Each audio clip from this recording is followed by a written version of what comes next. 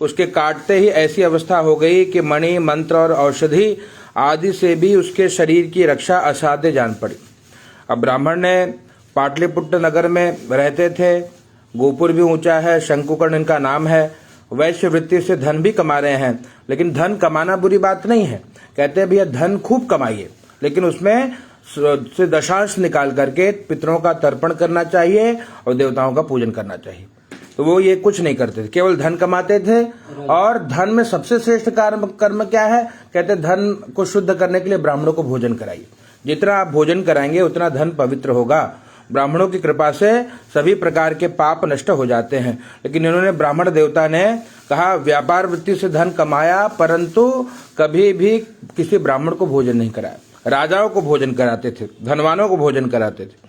अब इनके यही अवस्था आई कि मार्ग में सो रहे थे, सर्प ने बाह में काट लिया और कुछ भी काम नहीं आ रहा, न मणि, न मंत्र, न औषधि। अब लगा कि अब शरीर की रक्षा नहीं हो पाएगी।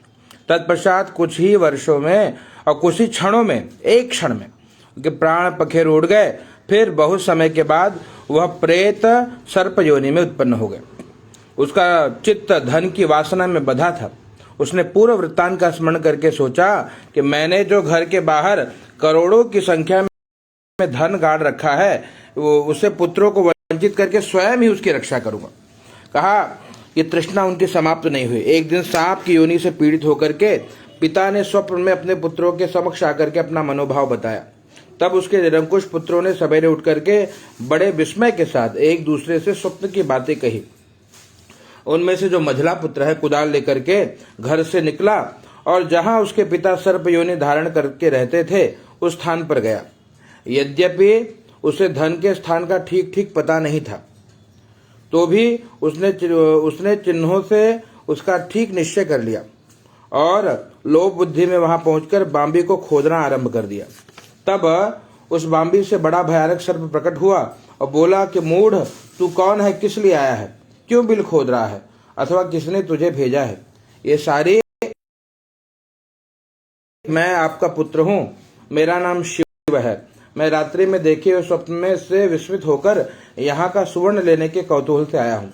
पुत्र की यह वाणी सुनकर के वह सांप हंसता हुआ उच्च स्वर से इस प्रकार स्पष्ट वचन बोला, यदि तू मेरा पुत्र है तो मुझे शीघ्र ही बंधन से मुक्त कर। मैं पूर्व जन्म के गाड़े हुए धन के लिए ही सर्पयोनि में उत्पन्न हुआ हूँ। पुत्र ने पूछा, पिताजी आपकी मुक्ति कैसे होगी, इसका उपाय मुझे बताइए, क्योंकि मैं इस रात में सब लोगों को छोड़कर आपके पास आया हूँ। पिता ने कहा कि बेटा, गीता के अमृत में 7वें अध्याय को छोड़कर मुझे मुक्त करने में तीर्थ, दान, तप, यज्ञ भी सर्वथा समर्थ नहीं है। केवल गीता का 7वां अध्याय ही प्राणियों के जरा, मृत्यु आदि दुख को दूर करने वाला है। हे पुत्र, मेरे श्राद्ध के दिन 7वें अध्याय का पाठ करने वाले ब्राह्मण को श्रद्धा पूर्वक भोजन कराओ, इससे निसंदेह मेरी मुक्ति हो जाएगी। वत्स, अपनी शक्ति के अनुसार पूर्ण श्रद्धा के साथ वेद विद्या में प्रवीण अन्य ब्राह्मणों को भी भोजन कराना। सर्प योनि में पड़े हुए पिता के वचन सुनकर सभी पुत्रों ने उसकी आज्ञा के अनुसार उससे भेदिक किया। तब शंकुकर्ण ने अपने सर्प शरीर को त्याग कर दिव्य देह धारण किया और सारा धन पुत्रों के अधीन कर दिया। पिता ने करोड़ों की संख्या में जो धन बांट कर लिया था, उससे वे सदाचारी पुत्र बहुत प्रसन्न हुआ। उनकी बुद्धि धर्म में लगी हुई थी, इसलिए उन्होंने बावली, कुआं, पोखर, यज्ञ, देव मंदिर के लिए उस धन का सदुपयोग किया है और अन्नशाला भी बनवाया। तत्पश्चात 7वें अध्याय का सदा जप करते हुए उन्होंने मोक्ष को प्राप्त किया। तो पार्वती जी, भगवान कहते हैं भोलेनाथ की पार्वती, यह तुम्हें 7वें अध्याय का महात्म्य बताया गया है, जिसके श्रवण मात्र से मानव सब पातकों से मुक्त हो जाता है।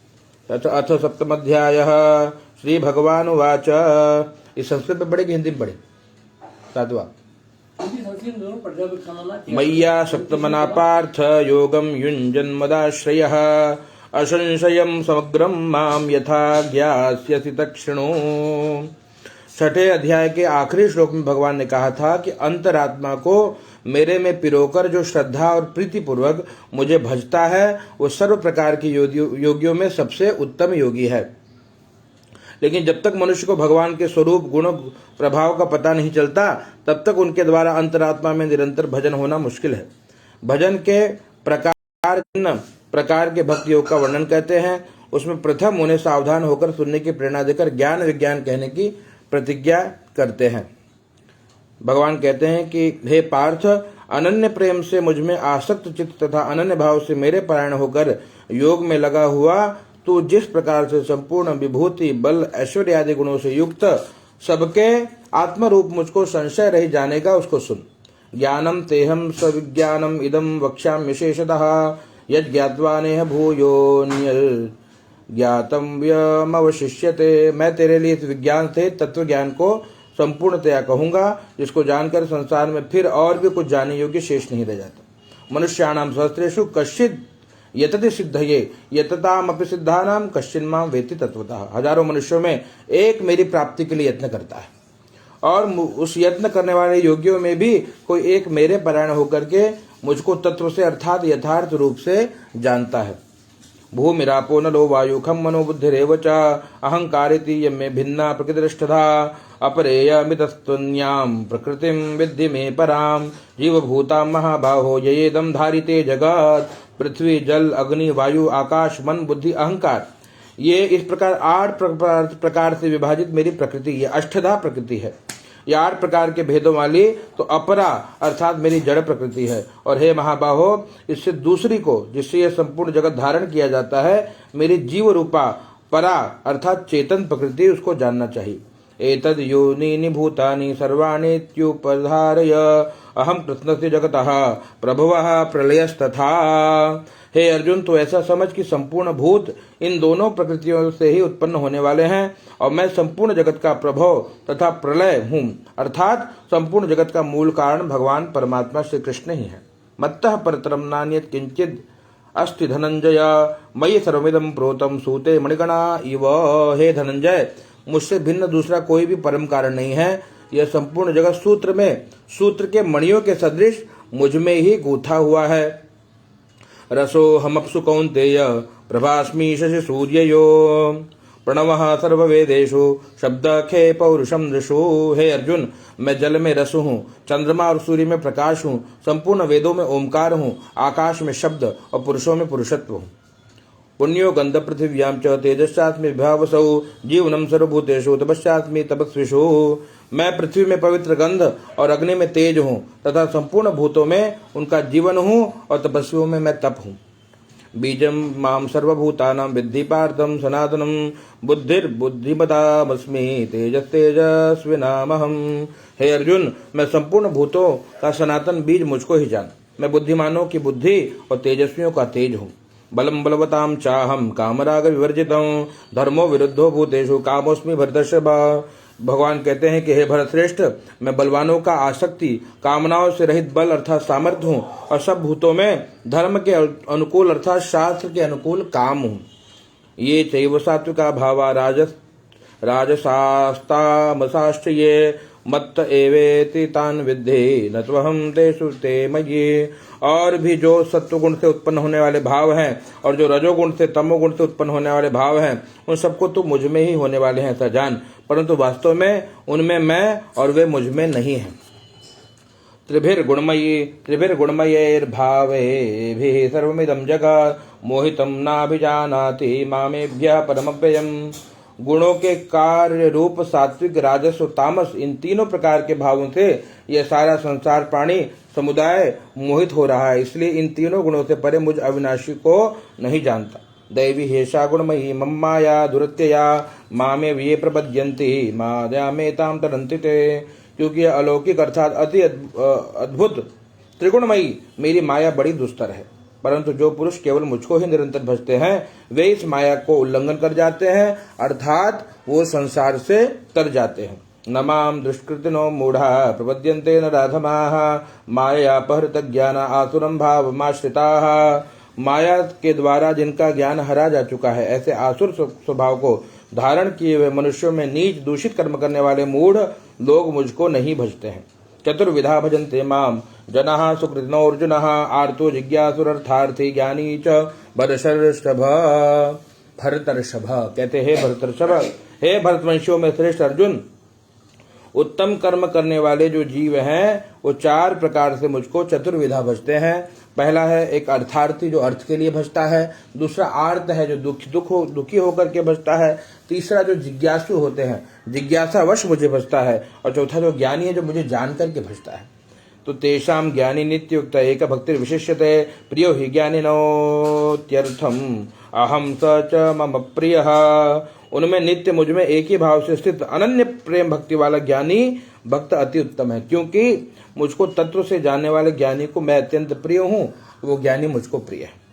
उदारा सर्व एवैते ज्ञानी त्वामैव मे मतम आस्थित सही युक्तात्मा मामेवानुत्तमाम गति। ये सभी उदार है परंतु ज्ञानी तो साक्षात मेरा स्वरूप है, ऐसा मेरा मत है, क्योंकि वह मदगत मन बुद्धि वाला ज्ञानी भक्त अति उत्तम गति स्वरूप मुझसे ही अच्छी प्रकार स्थिर है। बहूनां जन्मना मन्ते ज्ञानवान मां प्रपद्यते वासुदेव सर्वमिति स महात्मा सुदुर्लभ। बहुत जन्मों के अंत के जन्म में तत्व ज्ञान को प्राप्त पुरुष सब कुछ वासुदेव है, इस प्रकार मुझको भजता है, और ऐसा महात्मा बहुत दुर्लभ है। कामैस्तैस्तैर्हृतज्ञानाः प्रपद्यन्ते न्यदेवताः तम तम नियममास्थाय प्रकृत्या नियता स्वया। उन भोगों की कामना द्वारा जिनका ज्ञान हरा जा चुका है, वे लोग अपने स्वभाव से प्रेरित होकर उस नियम को धारण करके अन्य देवताओं को भजते हैं, अर्थात मुझको ही पूजते हैं। यो यो याम्यम तनुम भक्तः श्रद्धयार्चितमिच्छते तस्य तस्याचलां श्रद्धां तामेव विदधाम्यहम्। कहते जो सकाम भक्त है, जिस देवता के स्वरूप को श्रद्धा से पूजना चाहता है, उस भक्त की श्रद्धा को मैं उसी देवता में स्थिर कर देता। स तया श्रद्धया युक्त तस्याराधनमीहते लभते च ततः कामान मयैव वेतान हितान। वह पुरुष श्रद्धा से युक्त होकर उस देवता का पूजन करता है, उस देवता से मेरे द्वारा ही विधान किए हुए उन इच्छित भोगों को प्राप्त करता है, इसमें कोई संदेह नहीं है। अंतवत्तु फलम तेषां तद्भवत्यल्पमेधसां देवान देवयजो यान्ति मद्भक्ता यान्ति मामपि। परंतु उन अल्प बुद्धि वालों में वह फल नाशवान है, तथा वे देवताओं को पूजने वाले देवताओं को प्राप्त होते हैं, और मेरे भक्त चाहे जैसे भी भजे मुझको प्राप्त हो जाते हैं। अव्यक्तम व्यक्तिमापन्नम मन्यन्ते माम बुद्धयः परम मावजानन्तो ममाव्ययमनुत्तमं। बुद्धिहीन मनुष्य या बुद्धिहीन पुरुष मैंने अनुत्तम अविनाशी परम भाव को न जानते हुए मन इंद्रियों से परे मुझ सच्चिदानंद घन परमात्मा को मनुष्य की भांति जन्म कर व्यक्ति भाव को प्राप्त हुआ मानते हैं। नाहम प्रकाश सर्वस्य योगमाया समावृतः मूढ़ोऽयं नाभिजानाति लोको मामजमव्ययम्। अपनी योग माया से छिपा हुआ मैं सबके प्रत्यक्ष नहीं होता, इसलिए उस अज्ञानी जन समुदाय मुझ जन्म रहित अविनाशी परमेश्वर को नहीं भजता, अर्थात मुझको जन्मने मरने वाला ही समझता है अज्ञान के नाते। वेदाहम समतीतानि वर्तमानानि चार्जुन भविष्याणि च भूतानि माम तु वेद न कश्चन। हे अर्जुन, पूर्व में व्यतीत हुए, वर्तमान में स्थित और आगे होने वाले सब भूतों को मैं जानता हूँ, परंतु मुझको कोई भी श्रद्धा भक्ति रहित पुरुष नहीं जानता। इच्छा देश समुत्थेन द्वंद्व मोहेन भारत सर्वभूतानि सम्मोहम सर्गे यान्ति परंतप। हे भरतवंशी अर्जुन, संसार में इच्छा और द्वेष से उत्पन्न सुख दुखादि द्वंद्व रूप मोह से संपूर्ण प्राणी अत्यंत अज्ञता को प्राप्त हो रहे हैं। तेषां त्वन्तगतं पापं जनानां पुण्य कर्मणां ते द्वंद्व मोह निर्मुक्ता भजन्ते मां दृढ़व्रताः। परंतु निष्काम भाव से श्रेष्ठ कर्मों का आचरण करने वाले जिन पुरुषों का पाप नष्ट हो गया है, वे राग द्वेष रहित द्वंद्व रूप मोह से मुक्त दृढ़ निश्चयी भक्त मुझको सभी प्रकार से भजते हैं। जरा मरण मोक्षाय मामाश्रित्य यतन्ते ये ते जन्म तद्विदु कृष्ण मध्यात्मम कर्म चाखिलम। तो जो मेरे शरण होकर के जरा मरण से छूटने के लिए यत्न करते हैं, वे पुरुष ब्रह्म को, संपूर्ण अध्यात्म को, संपूर्ण कर्म को जानते हैं। साधि भूतादि दैवम माम साधि यज्ञम च ये विदुः प्रयाण काले पिच माम ते विदुर युषित चेतसः। तो जो पुरुष अधिभूत राजदेव के सहित तथा अधियज्ञ के सहित मुझे अंतकाल में भजते हैं, वे युक्त चित्त वाले पुरुष मुझे जानते हैं, अर्थात मुझे ही प्राप्त होते हैं। ओम तत्सदिति श्रीमद् भगवद गीता उपनिषत्सु ब्रह्म विद्यायां योग शास्त्रे श्री कृष्णार्जुन संवाद ज्ञान विज्ञान योगो नाम सप्तमोऽध्यायः। श्री कृष्णार्पणमस्तु। ओम कृष्णाय नमः। ओम कृष्णाय नमः। ओम कृष्णाय नमः। ओम